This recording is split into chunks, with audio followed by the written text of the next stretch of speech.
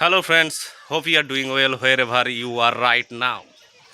সংসারে এত চাপ, পরিবারের এত প্রত্যাশা, কর্মক্ষেত্রে এত চাপ, বেকারত্বের তারা, হাতে টাকা নেই, দুঃখ, হতাশা, দুর্দশা, দুশ্চিন্তা, ভয়।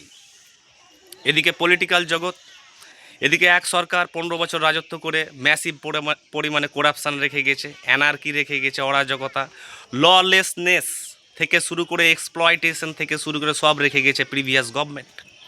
নতুন সরকার এসেছে রাজ্যে, নতুন সরকার এর আন্ডারে যা ঘটছে তাতেও যারা শিক্ষিত লোক, প্রকৃত শিক্ষিত এবং সৎ, সাহসী এবং নিরপেক্ষ লোক তারা কিন্তু সন্তুষ্ট নয়, অন্তত আমি সন্তুষ্ট নই।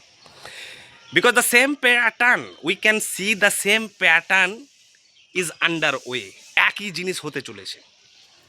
তো আমরা রাজনৈতিকভাবেও সন্তুষ্ট নই, পরিবারে যা ঘটছে সেটা নিয়েও সন্তুষ্ট নয়, এদিকে ধর্মীয় প্রোপাগান্ডা, বিভাজন, সাম্প্রদায়িক ঈর্ষা বিদ্বেষ নিয়ে সোশ্যাল মিডিয়া হইচই তোলপাড়, ক্রাইম, অপরাধ ঘটেই চলেছে।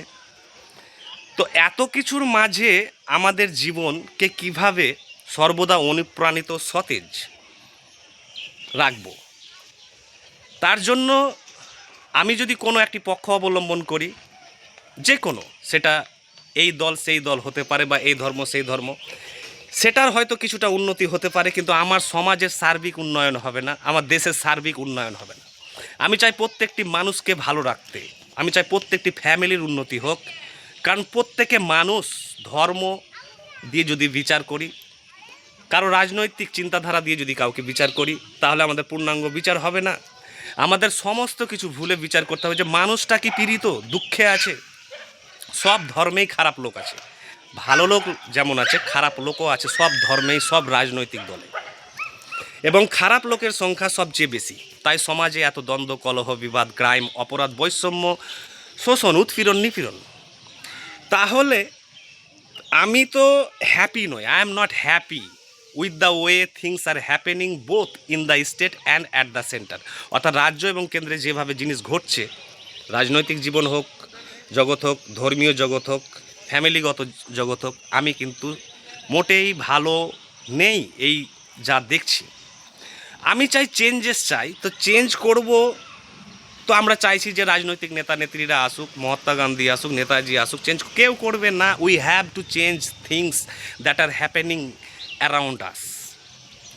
আমাদেরকেই অগ্রণী ভূমিকা পালন করতে হবে, কিন্তু চেঞ্জ করার জন্য প্রচণ্ড জ্ঞান দরকার।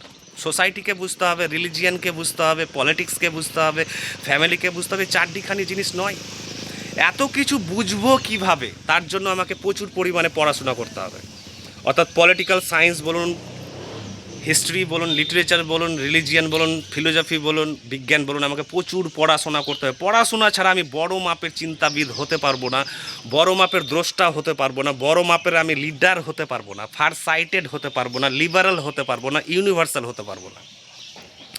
কার্ল মার্কসদের মতো বা স্বামী বিবেকানন্দ বা রাজা রামমোহন রায়দের মতো বড় থিঙ্কার হব কিভাবে? তার জন্য চাই আমার মেডিটেশন, ধ্যান। ধ্যান মানে শুধু বসে থাকা ধ্যান নয়, ধ্যান বহু রকমের হয়। মনন ধ্যান হয়, দ্রষ্টা ধ্যান হয়, চেতনার ধ্যান হয়, নীরবতার ধ্যান হয়, বহু রকমের ধ্যান।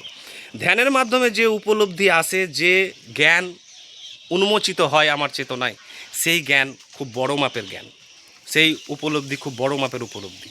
বড় মাপের উপলব্ধি বা জ্ঞান ছাড়া আমি আমার পরিবারকেও ভালো রাখতে পারবো না, আমি নিজেকেও ভালো রাখতে পারবো না, আর সমাজেও আমি কোনো গঠনমূলক ভূমিকা পালন করতে পারবো না।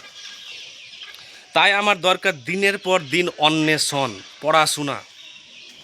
তারপরে জাতি, ধর্ম, বর্ণ নির্বিশেষে যেখানেই মানুষ ভুগবে, সে হিন্দু ভুগুক বা খ্রিস্টান বা মুসলিম, যেই ভুগুক না কেন, ধনী বা গরিব, তার হয়ে আমি লড়ব। অর্থাৎ যেখানে ইনজাস্টিস আছে, যেখানে এক্সপ্লয়টেশন আছে, রেজ ইওর ভয়েস। যদি আপনি প্রকৃতই শিক্ষিত হন, প্রকৃতই সত্যবাদী হন, প্রকৃতই সৎ হন, প্রকৃতই নিরপেক্ষ হন। সৎ, নিরপেক্ষ, সত্যবাদী লোকের সংখ্যা এই সমাজে খুবই কম। সবাই নিজের নিজের সম্প্রদায় নিয়ে ব্যস্ত, জাতি নিয়ে ব্যস্ত, ধর্ম নিয়ে ব্যস্ত, রাজনৈতিক দল নিয়ে ব্যস্ত। কিন্তু আমি যে শিক্ষিত, আমি যে সত্যবাদী, তাই আমি কারোর প্রতি পার্সিয়ালিটি করতে পারবো না। কারো প্রতি আমি অন্যায় করতে পারবো না। তাই এই গভীর জ্ঞান উপলব্ধি ছাড়া সমাজ পরিবর্তন বা দেশ পরিবর্তন কখনো সম্ভব নয়। আর এই চারিদিকে যে রাজনৈতিক নেতা নেত্রী দেখছেন না, না তারা গভীর চিন্তাবিদ, না তারা উচ্চমানের শিক্ষিত, না উচ্চমানের সাহিত্য দর্শন বিজ্ঞান কিছু জানে না, জাস এসেছে। এখানে কোনো পলিটিক্যাল এথিক্স নাই, এক ধরনের রাজনৈতিক গুন্ডারাজ চলছে। তো এই গুন্ডারাজ, এই লোকেদের দ্বারা আপনারা শিক্ষিত সমাজ শাসিত হবেন? তারা আপনাদেরকে রুল করবেন না, চেঞ্জ করতে হবে। প্রত্যেকটা চাই শিক্ষিত লোক রাজনৈতিক নেতা হিসাবে, বড় মাপের চিন্তাবিদ, সার্বজনীন, লিবারেল এবং উন্নয়নমুখী, কথা বলতে জানে। কথাই তো বলতে জানে না, সাম্প্রদায়িক কথা ছাড়া কেউ কথাই বলতে পারছে না রাজ্যে।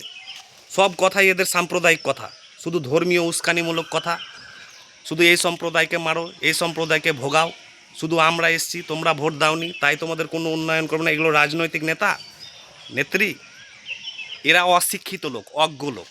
তো এই রকম লোককে চান যে আপনি আপনার দেশকে উন্নয়নশীল করবে, উন্নয়নমুখী করবে, আধুনিক করবে, প্রগতিশীল করবে, পাশ্চাত্য দেশগুলোর মতো, আমেরিকা, ফ্রান্স, জার্মান, রাশিয়ারদের মতো?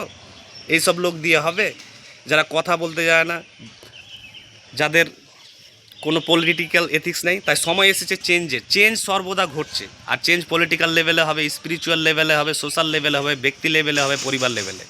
আর চেঞ্জের জন্য চাই প্রচুর পরিমাণে জীবন অন্বেষণ। Thank you.